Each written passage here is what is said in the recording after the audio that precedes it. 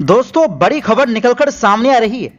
Iran का ताबड़तोड़ जवाबी हमला, मिडिल ईस्ट में अमेरिकी अड्डों में तबाही, 100 यूएस आर्मी भी घायल, दर्जनों मौत। पेंटागन ने पहली बार किया स्वीकार।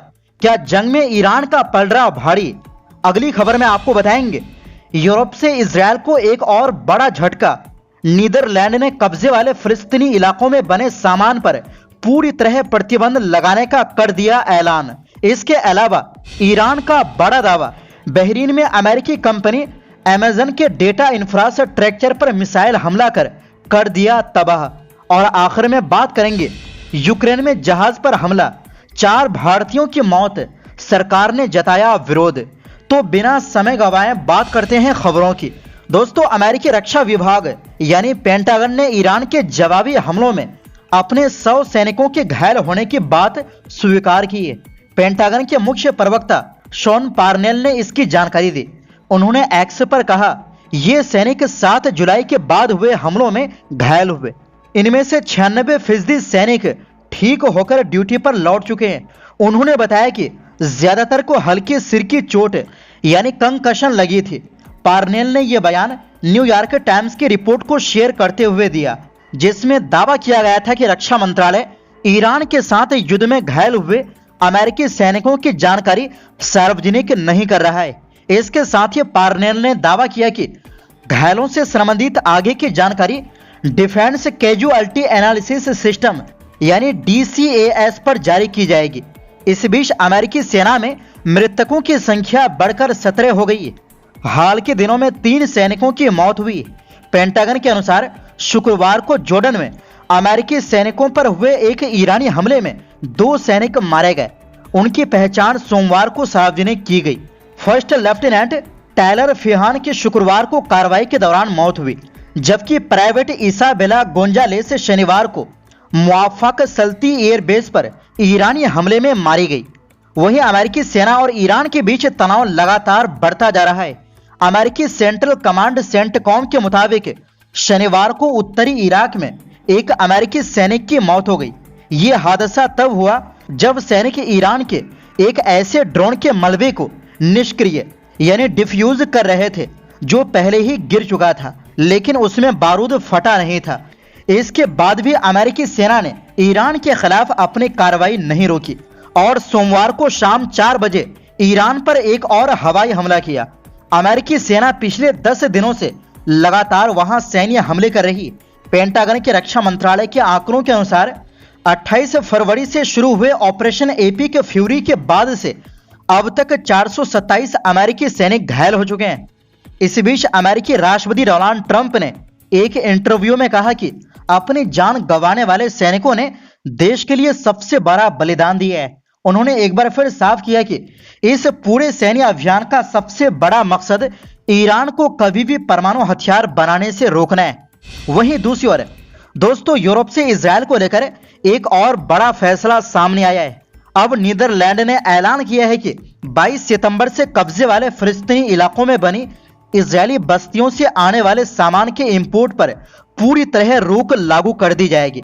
इतना ही नहीं, अगर कोई कंपनी इस प्रतिबंध को चकमा देकर ऐसे सामान को इजरायल का बताकर बेचने की कोशिश करती है तो उसके खिलाफ कानूनी कार्रवाई भी की जाएगी। नीदरलैंड सरकार का कहना है कि वेस्ट बैंक और अन्य कब्जे वाले फिलिस्तीनी इलाकों में बनी इजरायली बस्तियां अंतर्राष्ट्रीय कानून के खिलाफ है। इसलिए सरकार नहीं चाहती कि उसके देश का व्यापार इन बस्तियों को किसी भी तरह आर्थिक फायदा पहुंचाए या उनके विस्तार में मदद करे। इस प्रतिबंध के दायरे में मुख्य रूप से एवोकाडो, खजूर, संतरे, अंगूर, ताजी जड़ी बूटियां और कब्जे वाले गोलान हाइट्स में बनने वाली वाइन जैसे उत्पाद शामिल होंगे। माना जा रहा है कि इस फैसले का असर हर साल करोड़ों यूरो के व्यापार पर पड़ सकता है। मतलब ये प्रतिबंध उन इलाकों पर लगाया गया है जहां पर इजरायल का गैर कानूनी कब्जा है। वहां जो भी प्रोडक्ट तैयार होते हैं वो अब नीदरलैंड में नहीं बिक सकता। दरअसल लंबे समय से आरोप लगते रहे हैं कि कुछ कंपनियां कब्जे वाले इलाकों में बने उत्पादों को मेड इन इजरायल बताकर यूरोपीय बाजारों में बेच देती है। अब नीदरलैंड ने साफ कर दिया है कि ऐसे किसी भी प्रयास को कानून का उल्लंघन माना जाएगा और दोषी कंपनियों पर सख्त कार्रवाई होगी। गौर करने वाली बात यह है कि नीदरलैंड अकेला ऐसा देश नहीं है। हाल ही में बेल्जियम ने भी इसी तरह का इंपोर्ट प्रतिबंध मंजूर किया है। इसके अलावा स्पेन, स्लोवेनिया और आयरलैंड भी कब्जे वाली इजरायली बस्तियों से जुड़े सामान पर कार्रवाई कर चुके हैं। यानी यूरोप के कई देश अब अलग अलग स्तर पर इजरायल की बस्तियों के खिलाफ सख्त कदम उठा रहे हैं, जबकि पूरे यूरोपीय संघ में इस पूरे मुद्दे पर अभी भी एकमत नहीं बन पाया है। कुल मिलाकर नीदरलैंड का यह फैसला इजरायल पर बढ़ते अंतर्राष्ट्रीय दबाव का एक और बड़ा संकेत माना जा रहा है। आने वाले समय में अगर दूसरे यूरोपीय देश भी इसी रास्ते पर चलते हैं तो इसका असर इजरायल की बस्तियों से जुड़े व्यापार और उसकी आर्थिक गतिविधियों पर साफ दिखाई दे सकता है। और वहीं दूसरी ओर दोस्तों, ईरान की इस्लामिक रेवोल्यूशनरी गार्ड यानी IRGC ने दावा किया है कि उसने बहरीन में मौजूद अमेरिकी कंपनी अमेजन के एक डेटा इंफ्रास्ट्रक्चर को कई क्रूज मिसाइलों से निशाना बनाया और उसे पूरी तरह तबाह कर दिया। IRGC के मुताबिक ये डेटा सेंटर अमेरिका के रणनीतिक नेटवर्क का हिस्सा था और इसी वजह से इसे निशाना बनाया गया। हालांकि इस दावे की अभी तक किसी स्वतंत्र सोर्स से पुष्टि नहीं हुई। ना तो बहरीन सरकार, ना अमेरिका और ना ही अमेजन की ओर से इस पर कोई आधिकारिक प्रतिक्रिया सामने आई है। दरअसल पिछले कुछ दिनों से अमेरिका और ईरान के बीच सैन्य तनाव लगातार बढ़ रहा है।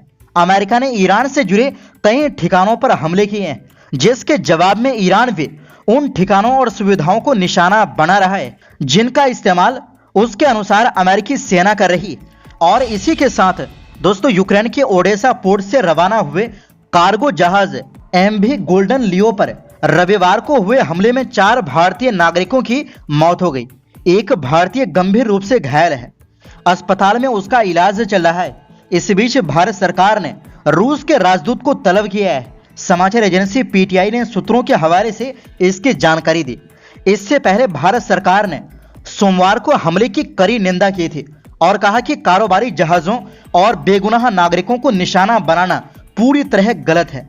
विदेश मंत्रालय ने कहा था कि भारतीय दूतावास लगातार यूक्रेनी अधिकारियों के संपर्क में है और प्रभावित लोगों की हर संभव मदद की जा रही है। उधर यूक्रेनी अधिकारियों के मुताबिक गोल्डन लियो जहाज ओडेसा से मक्का लेकर रवाना हुआ था। पोर्ट से निकलने के कुछ देर बाद उस पर 3 रूसी क्रूज मिसाइलों से हमला किया गया।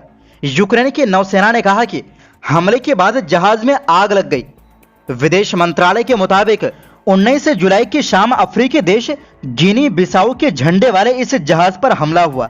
उस समय जहाज पर कुल 17 क्रू मेंबर थे, जिनमें 5 भारतीय शामिल थे। विदेश मंत्रालय ने मारे गए भारतीयों के परिवारों के प्रति संवेदना जताई और घायल भारतीय के जल्द स्वस्थ होने की कामना की। मंत्रालय ने अपने बयान में कहा, भारत ऐसे हमलों की निंदा करता है। कारोबारी जहाजों और निर्दोष नागरिक क्रू को निशाना बनाना या समुद्री व्यापार और नेविगेशन की आज़ादी में बाधा डालना निंदनीय है और इससे बचना चाहिए। वहीं यूक्रेन के समुद्री बंदरगाह प्राधिकरण के मुताबिक घटना के बाद पूरी रात सर्च और रेस्क्यू ऑपरेशन चलाया गया। हमले में 9 क्रू मेंबर और एक समुद्री पायलट की मौत हुई, जबकि 17 में से 8 क्रू मेंबर को सुरक्षित बचा लिया गया। तो फिलहाल के लिए इस रिपोर्ट में बस इतना ही।